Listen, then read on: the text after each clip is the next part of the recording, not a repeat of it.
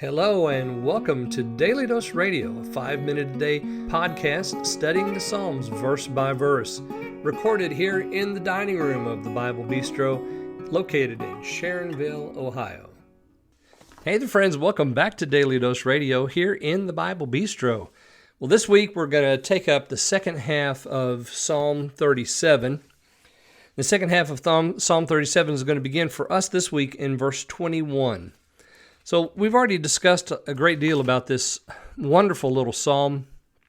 Well, it's not little. I mean, for our case, it's 40 verses long, but I mean, how marvelous it is. It's an acrostic psalm. It's almost complete. It's only missing the 16th letter of the Hebrew alphabet. It is a psalm about, well, as we studied last week, it has those 5+1 precepts there in the first part. It talks a lot about the wicked man, about the righteous man, about the differences. There's some, few prayers in here that we've highlighted. That statement there in verse 16 is just so precious. A little that a righteous man hath is better than the riches of many wicked. Sounds like something you would hear coming out of the book of Proverbs, doesn't it? And I'm sure there is a proverb that is quite like that.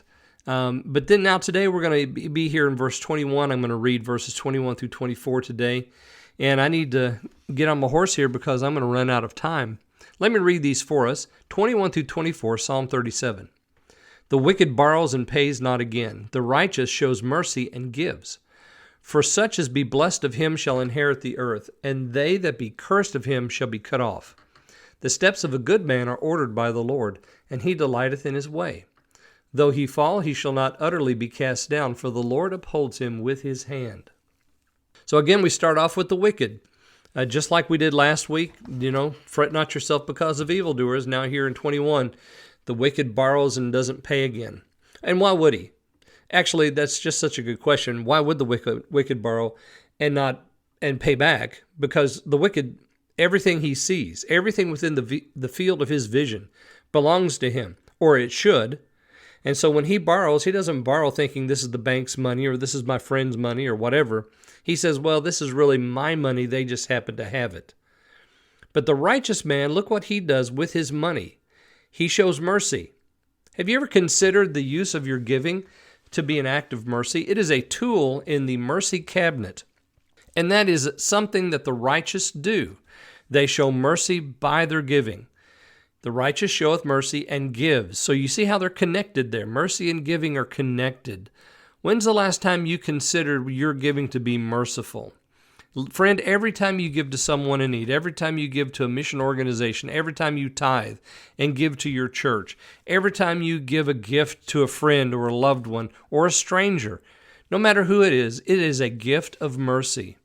But sometimes, the righteous seem to act like the wicked.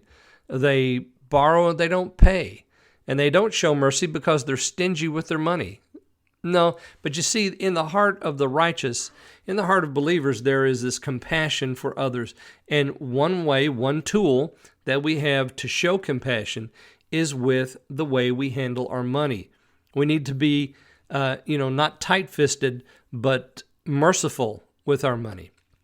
Verse 22 says, such as be blessed of him shall inherit the earth. The him there is not the righteous or the wicked. The him there is the Lord, because we know that he's the only one that blesses and curses. Such as be blessed of him, they that are cursed of him. And you'll notice that it says there, those that are cursed are cut off.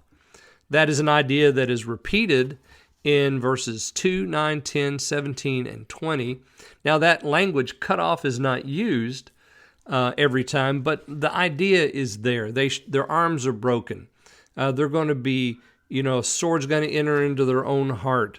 In verse 9, it is the same language, cut off. And in verse 2, it's also similar, cut down like the grass. So this is a theme. I really think that we could say that verse 9 is sort of the thematic heart of this psalm. Because also you'll notice there in verse 22, it says, such as be blessed of him shall inherit the earth. That idea of inheritance, we find it in 9 and in 11, and we find it again here in verse 22. It is also a theme of this particular psalm. And as I said, the heart verse of this psalm. The steps of a good man are ordered by the Lord, and he delights in his way. Who delights in his way, the good man or the Lord? I think the answer to that is yes.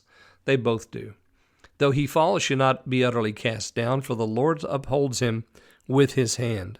And that goes right back to verse 17, where it says, the arms of the Lord, the wicked shall be broken, for the arms of the wicked shall be broken, but the Lord upholds the righteous. There we have the same idea that we had there in verse 17. The Lord is upholding the righteous. All right, I need to get out of here because we're past our time, but join me again tomorrow, and I'll look at verses 25 through 28 here on Daily Dose Radio.